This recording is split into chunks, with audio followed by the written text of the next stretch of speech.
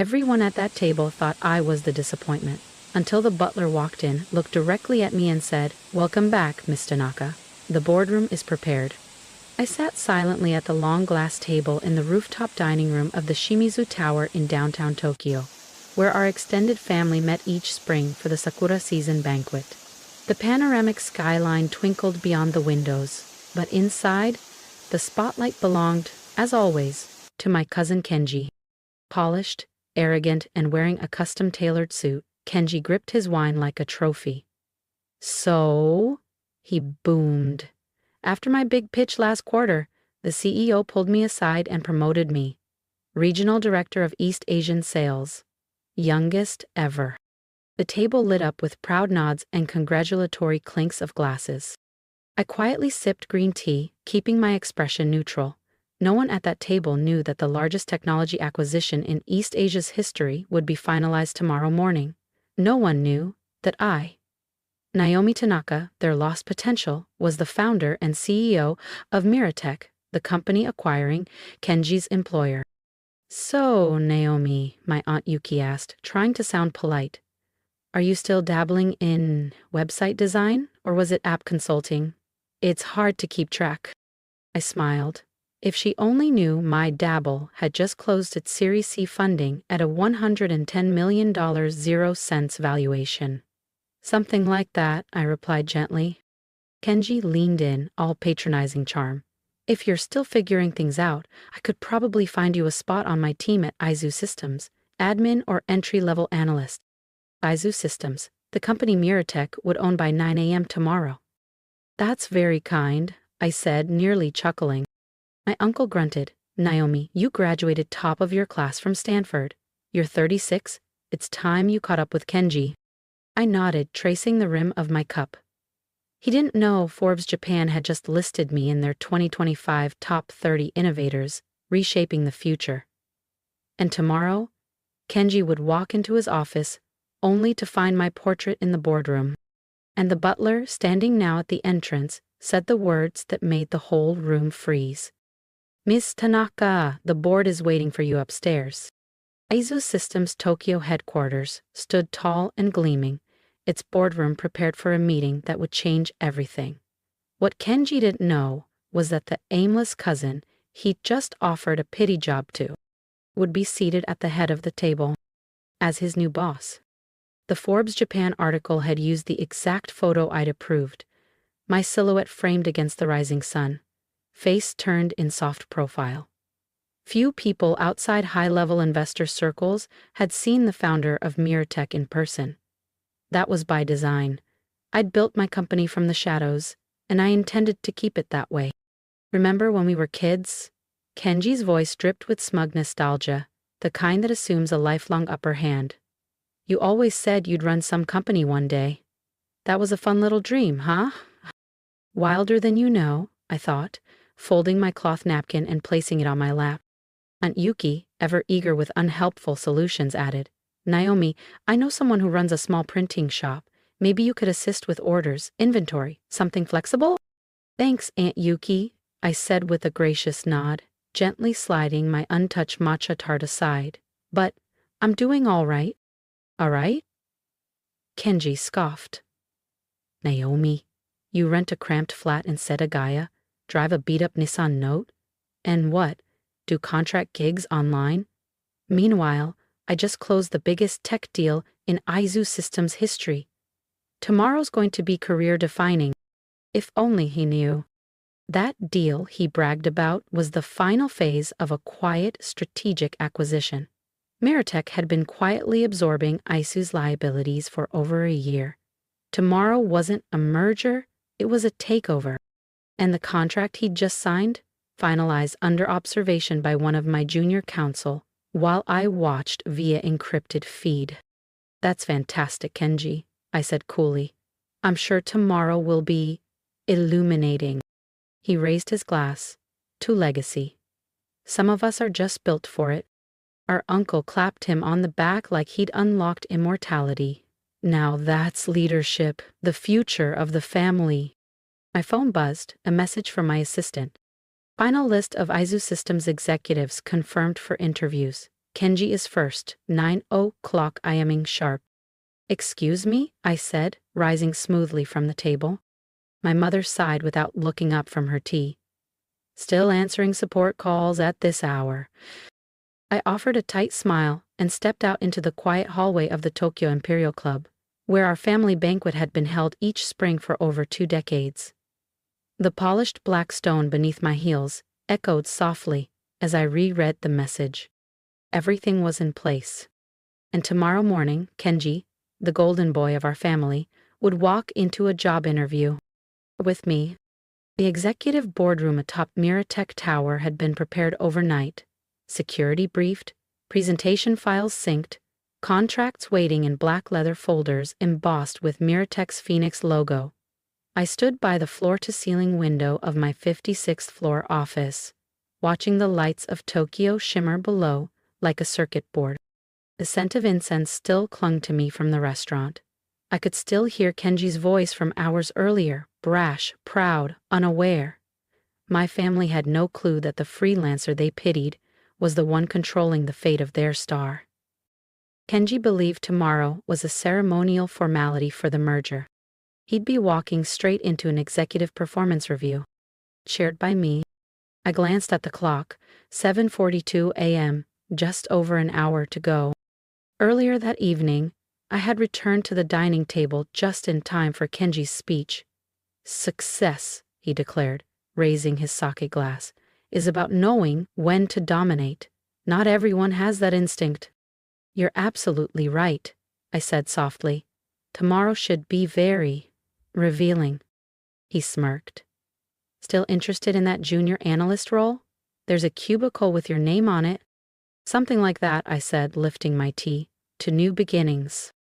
Driving home, I let their voices fade behind me, replaced with quiet focus. The apartment they thought was a studio? It was the penthouse at Azami Residences, overlooking Shibuya. The Lexus in the garage?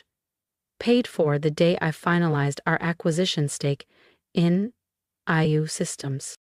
As I reviewed the files that night, I nearly laughed. What began with a borrowed laptop in a shared cafe had become the empire they were walking into. Miratech now operated across 4 continents, and today it would quietly absorb the very company that made Kenji feel untouchable. That morning, I stepped into my private elevator, sliding the engraved black keycard into place.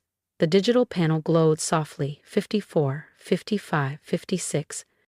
Top floor, executive boardroom. In the mirrored walls, I adjusted the collar of my ash-gray Shinobu Atelier blazer. Today wasn't about revenge.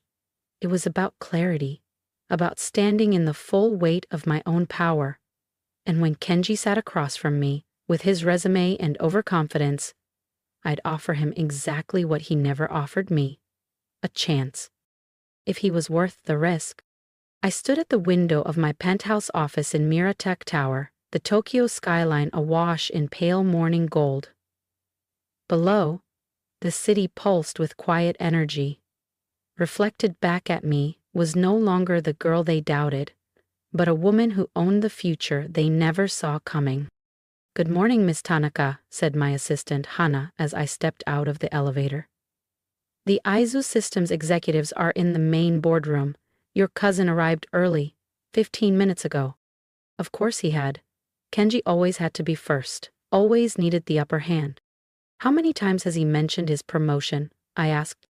Hana glanced down at her tablet, trying not to laugh. 10 times so far, and 4 references to the Aizu Kyocera integration.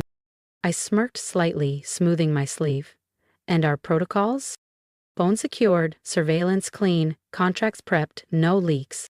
"Perfect," I said, taking one last breath. "Let's begin." The Miratech boardroom wasn't just functional, it was symbolic. Clean lines, subtle dominance, every chair set with exacting purpose. It was a room built to redefine power. As we approached, Kenji's voice echoed from within. "Once the merger is finalized, I expect to oversee all Asia-Pacific accounts. I wouldn't be surprised if Miratech offers me a board seat." I pushed the door open with calm precision, and the room went silent. Silence dropped like a curtain. Kenji, midway through what could only have been another self-glorifying monologue, turned toward the doorway. His confident smirk faltered as confusion crept into his expression. "Naomi," he blinked. What are you doing here?" I didn't pause. I walked in with quiet precision, placed my leather briefcase at the head of the table, and met the gaze of every stunned executive seated around the Miratech boardroom. "Good morning, everyone. Apologies for the delay." Hana began distributing the acquisition packets to each person in the room, her movements calm and efficient. "There's some mistake," Kenji snapped, tension rising in his voice. "This is a confidential meeting. We're here to speak with Miratech's CEO about the merger." I opened my folder deliberately. "That's correct. I'm Naomi Tanaka, founder and CEO of Miratech." I let the words settle, and the silence that followed, it was delicious. "Now then, Kenji, about that merger. If you've been following my journey from whispered judgment to undeniable power, don't forget to subscribe, because what comes next isn't just a reveal, it's a reckoning." Around the table, the Aizu Systems leadership began flipping through their folders, expressions shifting from confusion to stunned clarity. Just yesterday, I was a name they barely acknowledged, an afterthought. Today, I was their new reality. "This is absurd," Kenji said stiffly, color draining from his face.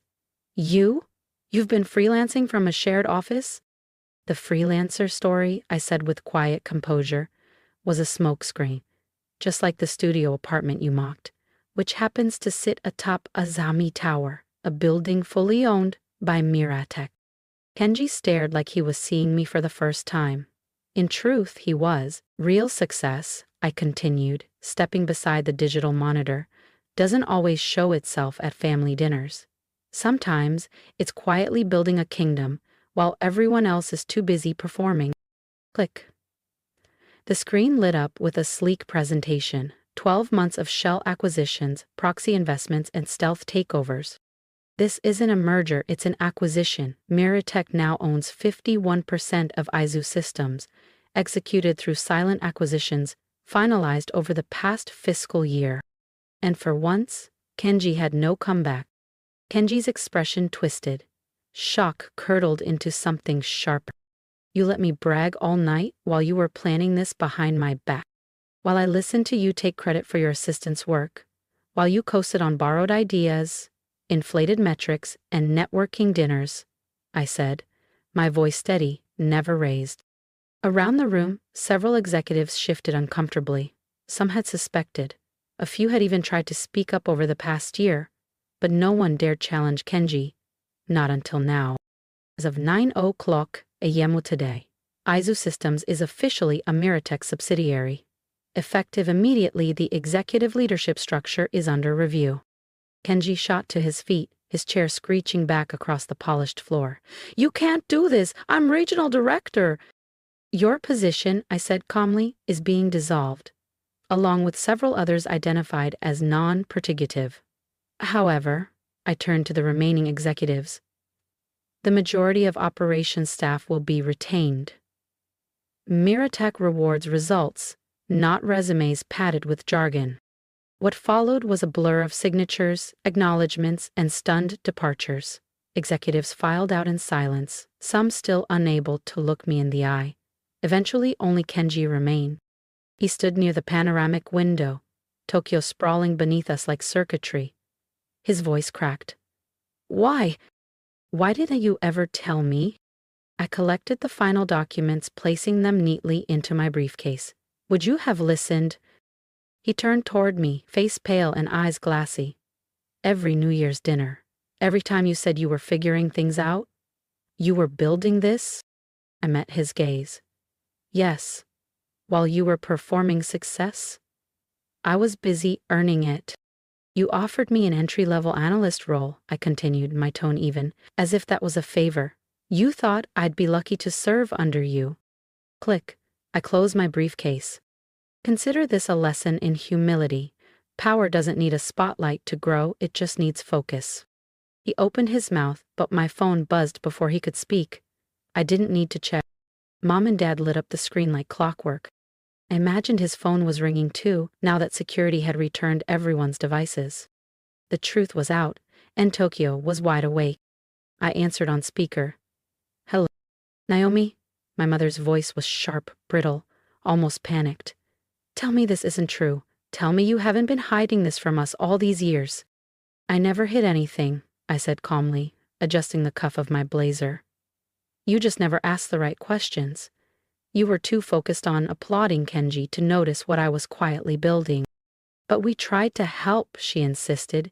"We offered to introduce you to people, to help you find a stable job." "I was busy building a multinational tech firm," I said simply. A rare smile touched my lips. Though I'll admit, hearing Kenji offer me an entry-level role at a company I was about to acquire, that was more satisfying than I expected. Silence. Then my father's voice, deeper, slower, filtered in. "Why didn't you ever tell us?" I glanced at Kenji, still standing by the window like someone watching the floor vanish beneath his feet. Then I looked back at the phone. "Because I needed this to be mine," I said. "Not for your validation, not to prove anything. Just for me." I ended the call. At the doorway, I paused. "Oh, and Kenji? About that analyst job you mentioned? You might want to update your CV. Applications open next week." The next family gathering? Very different. No more whispered comments about my unfocused path. No more cousins ignoring me for corporate success stories. Suddenly, I was the story. The one they leaned toward. The one they now quoted. Kenji didn't attend. Rumor was, he'd accepted a quieter role at a mid-tier consulting firm. Not embarrassed, just humbled. My parents? They still fumbled when others asked about me. Sometimes they spoke proudly. Other times they hesitated, as if still reconciling who I had become with who they believed I was. And me? I'd moved into Miratech's new global HQ. My name etched in glass across the top floor. Some nights, when I stayed late, I'd catch a glimpse of my old apartment, still hidden between rooftops in Shibuya. A reminder of where I started, and why I never looked back. Success isn't always loud or obvious. Sometimes, the most powerful person in the room is the one they overlooked until it was far too late. And the greatest shift? It wasn't in how they saw me. It was in how I saw myself. Because the best revenge? It's not revenge at all. It's becoming everything they said you couldn't, and not needing their applause to feel complete. Thank you for listening to a story I never thought I'd have the courage to share. If it resonated with you, I'd truly love to hear your thoughts. Drop a comment below and tell me, have you ever been underestimated? Dismissed? All your vision was too unrealistic, too quiet, or too different to matter? I read every word. Because even after building a tech empire and taking back a seat they never thought I deserved, connection still matters. And if there's one piece of advice I'd leave you with, it's this. You don't owe anyone your story until you're ready to tell it.